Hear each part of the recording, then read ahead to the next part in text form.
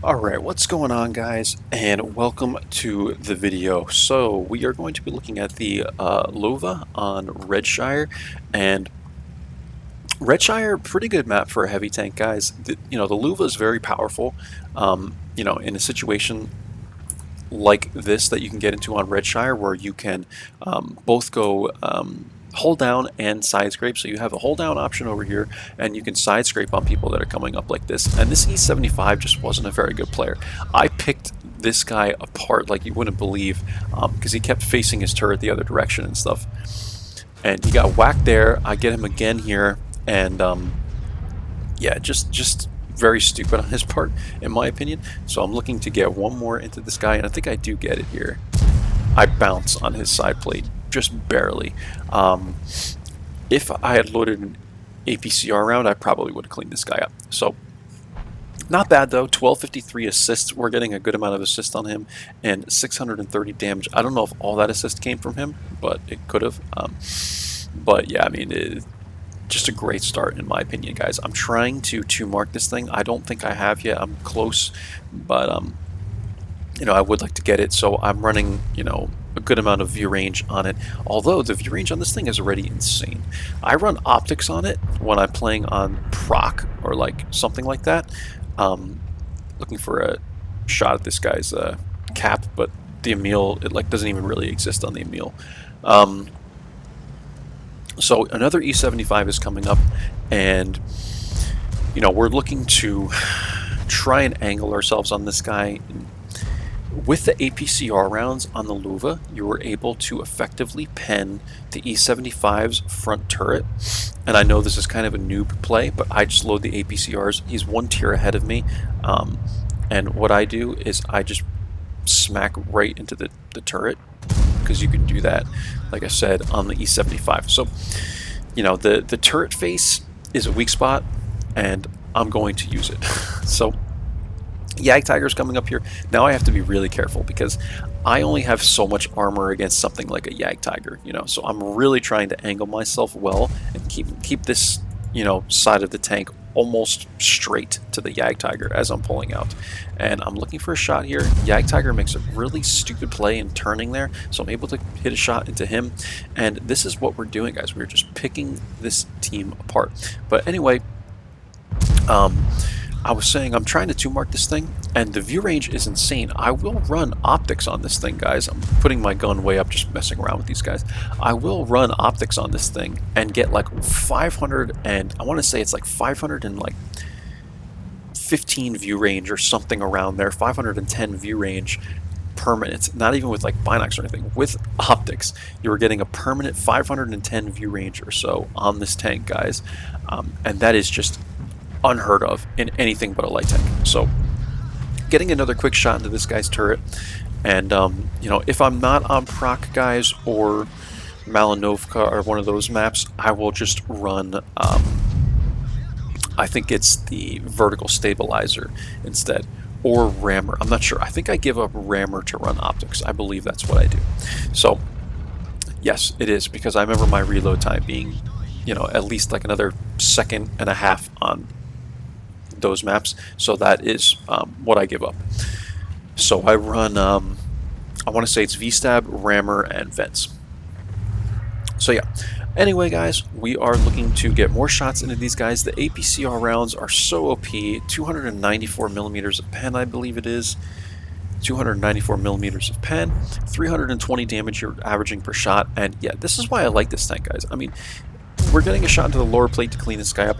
I personally think this tank is fairly balanced, though, given the tanks that they now have at this tier, like the Skoda T56.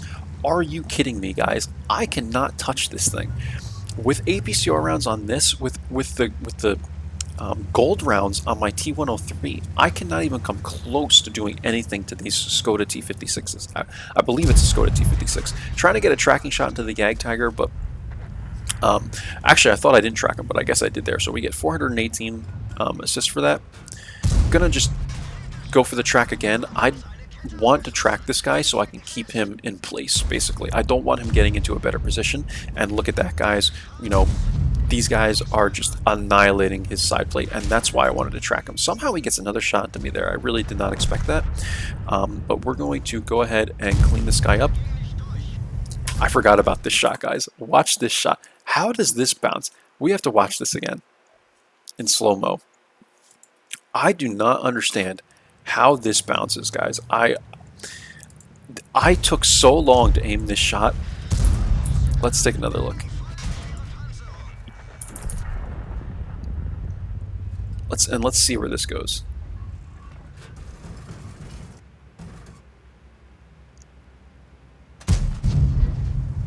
Hard to say because I always zoom out when I take my shots, but I'm pretty sure that hit the lower plate, guys. Explain to me how that does not pen. And these things happen to me so much, and that was just ridiculous. Anyway, I'm willing to give up some damage to get tracking damage on the Jagdtiger.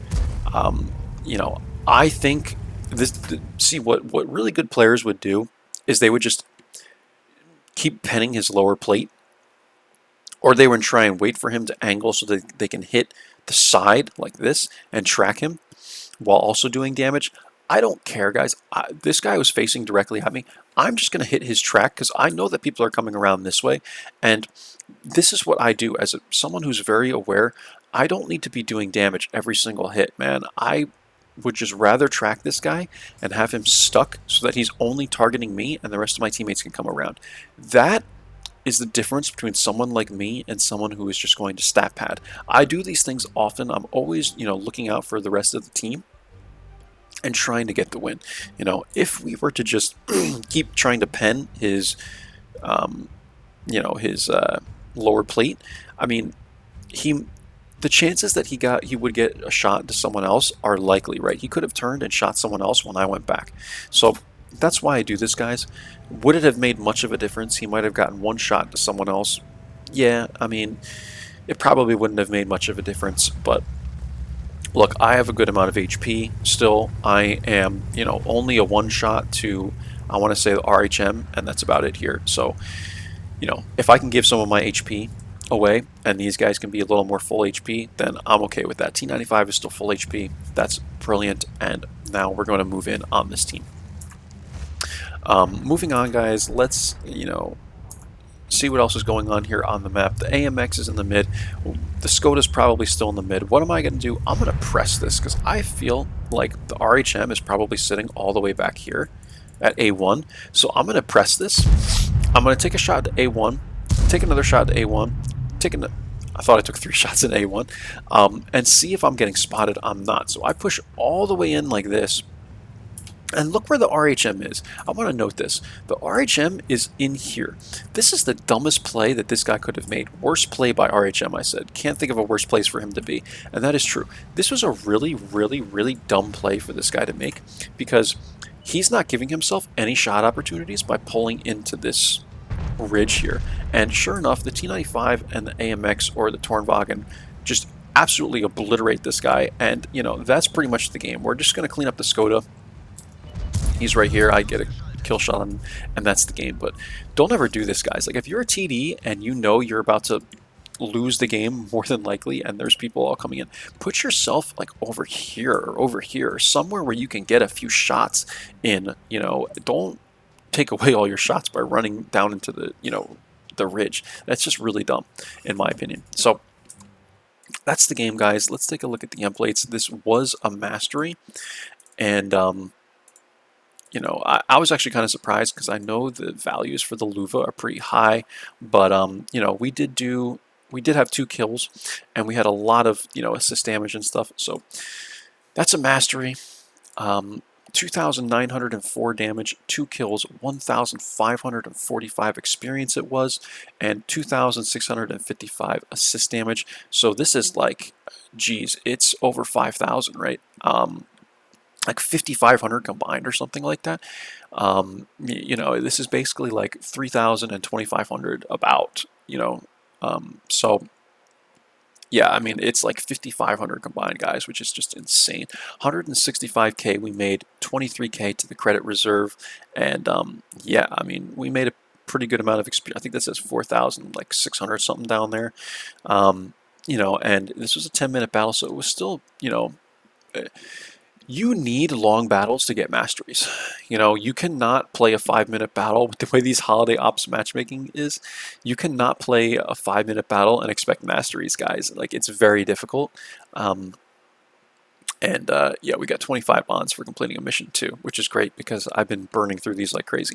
But don't ever expect to have really good games when we have matchmaking like holiday ops, because the holiday ops is, man, I'll tell you, it's just the worst matchmaking I've ever seen, and I'll just leave it at that. So that is it. Hope you enjoyed this one in the Luva, and I will catch you for the next one. Take care, and bye bye.